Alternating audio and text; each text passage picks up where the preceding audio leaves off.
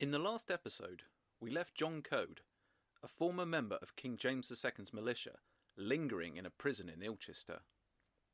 He had turned his coat to fight alongside the Duke of Monmouth. Wounded on campaign, he was now captured and awaiting sentencing. Sentencing which could really only mean one thing for a man who had committed treason whilst wearing the king's uniform. Coad must have been in a desperate condition. Having been wounded, which included having a musket ball removed from his back, he surely endured constant pain and fear that infection would set in.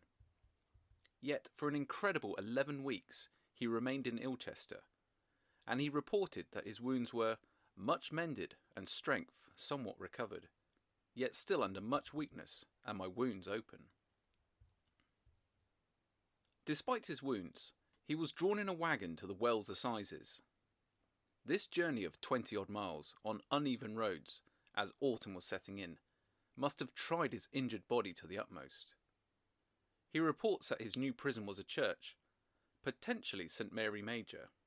He had a board for his bed, and ominously, more than the shadow of death for my comfort. His low spirits could not have been aided by a fellow inmate who said to him, "You should expect nothing but death," for evidence was prepared, and the aggravations were that I was a deserter and ran from my colours to the Duke.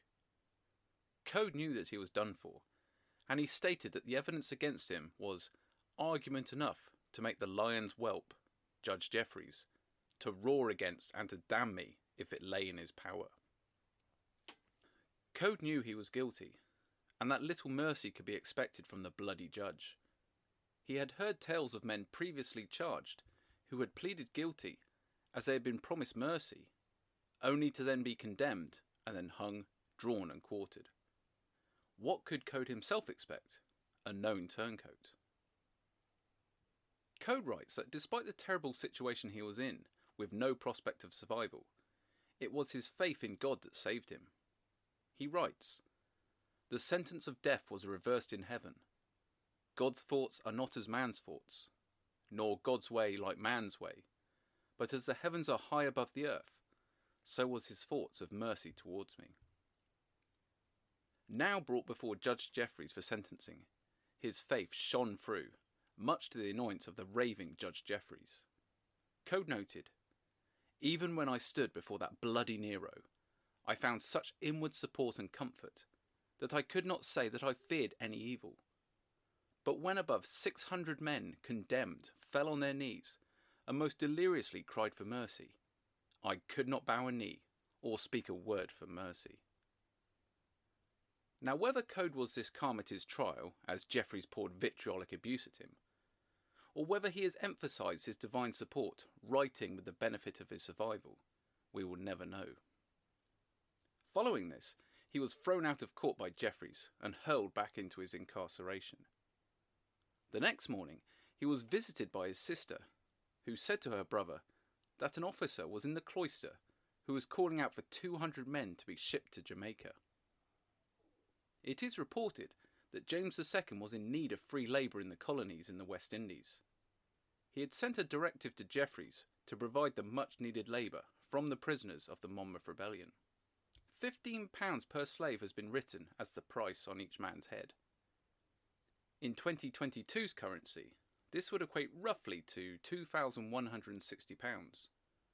So supplying 800 men, which was what the final number of transported men were, the sum price would have been around £1,728,000. Coad's sister was indeed forceful in desiring Coad to join the men to save his soul. His sister must have been in a very emotional state during this panicked conversation, as she had fainted twice during the morning already. The reason, she claimed, was that she had heard rumours that Coad's flesh was to be hung before his door very soon. The hanging of flesh is perhaps an allusion to a medieval punishment for robbery. In 1303, Westminster Abbey suffered a robbery which included money belonging to King Edward I. Not a great idea. Nearly 50 monks were arrested, and 3 of them were found guilty and flayed. Their skin was attached to 3 doors as a warning against future robbers of the monarch and state. John Coad finally agreed to his sister's protestations and went to see the officer. Coad offered the officer a fee. We can probably see this as a bribe, if he could put Coad's name on the list. The officer, maybe out of duty, or perhaps not wanting to be caught up in any underhand dealings, refused. But all was not lost, as the unknown officer did suggest that when he called a man's name out, if there were no answer, Coad was to say it was him.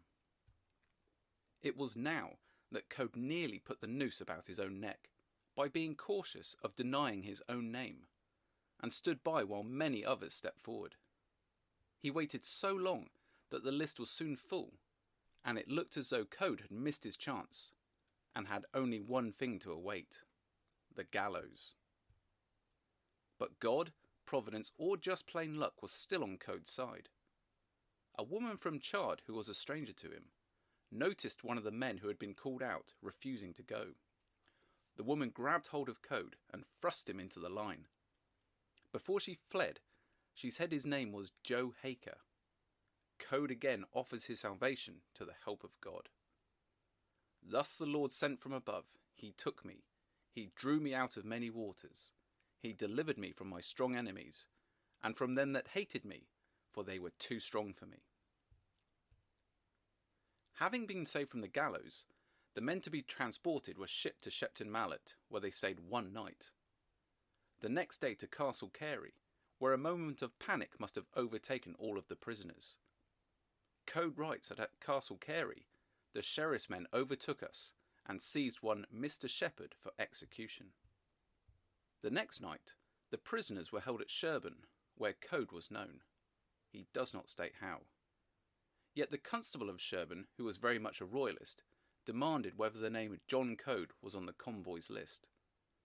The constable was not satisfied with the guard's reply, and demanded to see the list personally. By God's good providence, he heard no more from the sheriff. Coad once more applies his biblical knowledge to his condition. But doubtless, the same hand that shut up the mouths of the lions from devouring David, shut up his mouth, and restrained him from doing me the intended hurt. Even after this narrow escape, he still was not safe from being exposed. On their way to Weymouth and the awaiting ship, he writes that he was well known by several on the road. Despite this, no one betrayed him. After a night in Weymouth, he boarded ship, where again danger stalked him as a constant companion. Having not been on board long, the sheriff's men came on board and took one of the prisoners. Not wanting to lose any of his passengers, and therefore payment, the master, though a bad man, decided to sail immediately. This was indeed again lucky, as the very next day the sheriff's men came into port once more to apprehend Coad, but he had gone. Praise once more was heaped on God in Coad's very poetic way. He writes, "Wherein all the attributes of God were concerned, for a poor worm who is no way profitable. I was wounded, but mercy healed. I was cast down, but mercy took me up. I was in prison, but mercy delivered me. I stood before the popish judge, the merciless monster Jeffreys, but God in mercy was with me and held me up." So Coad had survived this far. He has escaped immediate execution on his capture. He has survived having a musket ball removed from his back and has not fallen to infection. He has stood firm before the monster Judge Jeffreys and survived. And he has swapped, through trickery and judicial incompetence, his fate with that of one Joe Haker. So now on board ship, bound for captivity in Jamaica, he is alive, but he may soon wish he had waited for the gallows.